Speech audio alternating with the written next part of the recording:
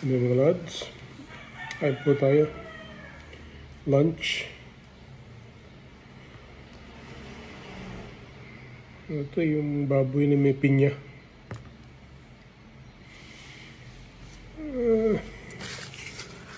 Topic natin ngayon for today mga lads.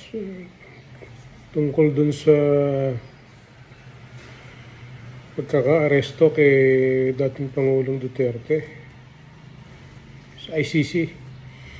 Kagabi, March 14, dito sa Pilipinas, Philippine time, +8 tayo eh. Umaga dun sa kabila. Ay sa Netherlands, kaya nagkaroon na ng unang hearing. Ang nanonood na tao ay millions all over the world. Alam nyo, parang nakabuti sa kanya, sa mga kandidato niya. Yung senatorial candidate. Ewan ko po sa local kung may epekto sa local. Pero sa senatorial, sa observation ko, parang nalalyamado sila. Nalalyamado sila kasi nakatutok ang tao dun sa ginagawang hearing. So Duterte yung nasa pinapanood. Siyempre, kaakibat na nun yung yung lahat ng under Duterte. Yung mga anak niya, mga dinadala niyang senator. Kasi nagkakaroon naman ng galit doon sa kabilang side. Yung opposite side ng kalaban sa politika. Nagagalit. Kahapon, may rally ang mga senatorial candidate ni PBBM sa Leyte. Hindi ko lang alam kung saan sa Leyte. Somewhere in Leyte. Tinignan ko doon sa ni PBBM sa kanyang Facebook page. Alam niyo yung number of yung tumawa at nagalit. Tinanggal na po yung number eh. Hindi nyo na malalaman kung ilan yung tumawa at nagalit. Hindi na makakount. Kasi di ba nagkaroon ng issue dati nung unang days of campaign yung tungkol sa suka. Eh maraming tumawa, mga 700,000 hanggang sa tinanggal yung numbers. Na-hide nila yung numbers. Pero pag in-scroll mo po, yung mga taong tumatawa, ayun, nandoon eh. Yung emoji na tumatawa ngayon, kahapon, o kanina, nung tinignan ko, mas nag-ano na siya doon sa nagagalit, yung angry. Halos nagpaparehas na. Ang tagang kong nag-scroll up, may puro halos tumatawa at nagagalit. So, parang isa lang ang ibig sabihin, nagagalit sila dito kay kandidato ni PBBM at nagbe-benefit naman yung mga kandidato ni dating Pangulong Duterte sa PDP laban. Kasi nga, naaawa sila dun sa sa nangyayari dun sa Pangulong Duterte kasi matanda na nga eh. Alam niyo ang damdaming Pilipino bihadista. Kasi po ako nakapagsabong isang panahon sa buhay ko eh. Nung before ako matagal na. 40 taon na siguro. Hindi naman ako nagsugapa, nag-observe lang kasi lahat ng bagay na gusto kong pag-aralan, pinag-aaralan ko.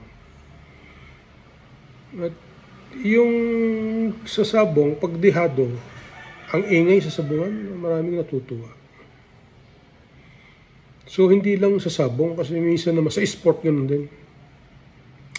May ginanap ditong SEA Games, before pandemic yun eh.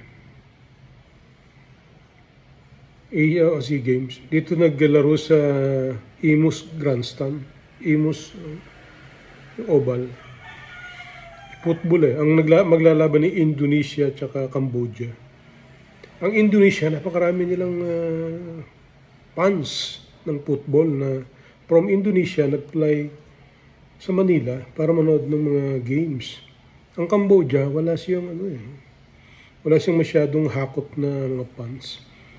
Pero may mga local na nanood na from Imus, Cavite. Sa tuwing hawak ng Indonesia yung bola, ang ingay. May mga, parang may mga, tawag doon, yung mga nagsha-shout, hindi ko naman tawag doon, alimutan ko basta yun po, yung mga fans ay maingay. So, itong Cambodia, wala siyang masyadong fans. Alam niyo, nung nakahawak ng bola yung Cambodia, nagulat pati yung mga Indonesian na andi dito Kasi every time na makakahawak na ng bola yung Cambodia, ang mga Pilipino crowd nagre-react. Pati nga yung Cambodia, nagugulat sila Tumitingin sila sa crowd, hinahanap nila, baka yun mga tiga-Cambodia. Pero actually, mga Pilipino Sabi ko, talagang ang Pilipino nagkaroon ng tanim yung kulturang itinanim ni FPJ. Yung bida na sa umpisa bugbog sarado, tapos later on, nananalo. Yung dihadista, tapos biglang at the end of the film, nananalo. So parang nagkaroon ng kulturang dihadista. So si Pangulong Duterte, matanda na Tapos may mga video na kakalad ka rin ng isang hindi pa senior. Parang double murder na tawag doon Kasi hindi siya senior na 60 years. Siya senior na 80 anyos na Masyadong malalim na yung kanyang pagka-senior. Hirap na nga lumakad. Tapos kakalad ka rin ng isang General Torre na hindi naman siya senior pa, bata't malakas pa. Yung respect sana sa dating Pangulo, na ibigay sana yung mga karapatan niya bago siya naisakay ng eroplano. Pero yung salitang hihilahin ko siya, parang nagkaroon ng galit yung mga tao dun sa sinabing ganun.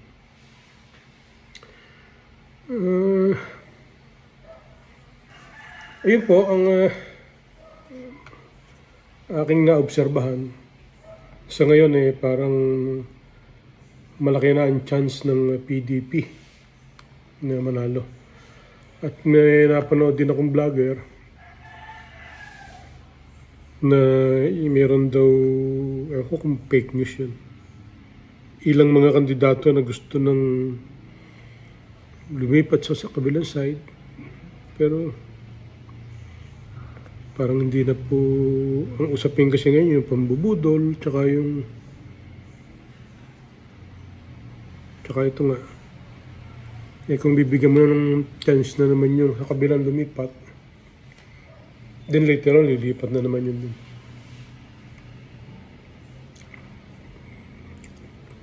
Kaya yung pong ICC nakatulong habang si Pangulong Duterte, dating Pangulong Duterte ay nasa ICC, binabantayan ng tao, mas makakatulong to dito sa kanyang mga senatorial lineup.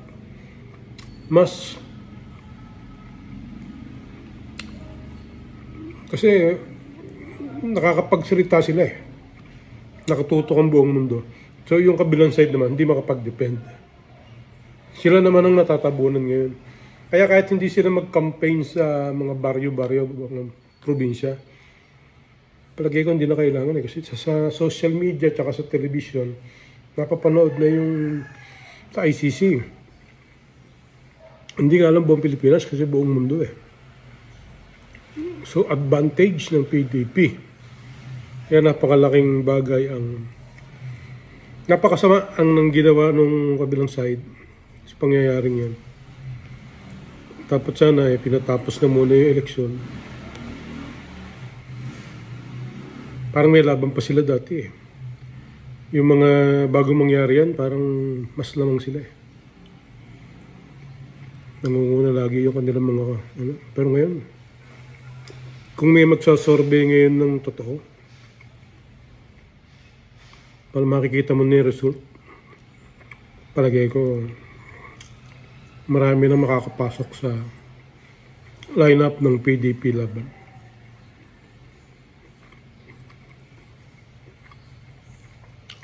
Yun lang po. Hindi naman nag-political vlogger. Kaya lang, yung una kong 3 days ago, 4 days ago ba yun? Nag-vlog ako, kumakain din ako nun eh.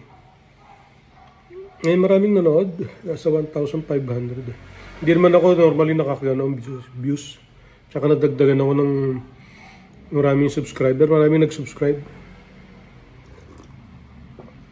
Sabi ko, parang sigurong nagustuhan nila. So, inulit-ulit. Kung ngayon kung mapanood nyo po, paki-subscribe. Paki-follow na rin.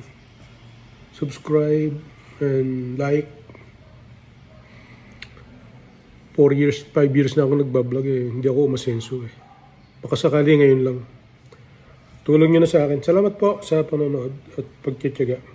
Although ako hindi magaling na speaker. Napagtitiyagaan. Nagulat lang ako doon, 1,500 in 3 days. Malaking ano na po sa akin yun. Malaking improvement. Punta ko in 5 years ang views ko lang pakonti-konti. Wala pang isang 30, isang 20, may hirap ako maka-100. Ngayon naka 1.5 napakalaking bagay na po sa akin yun. Salamat po sa panonood. Thank you.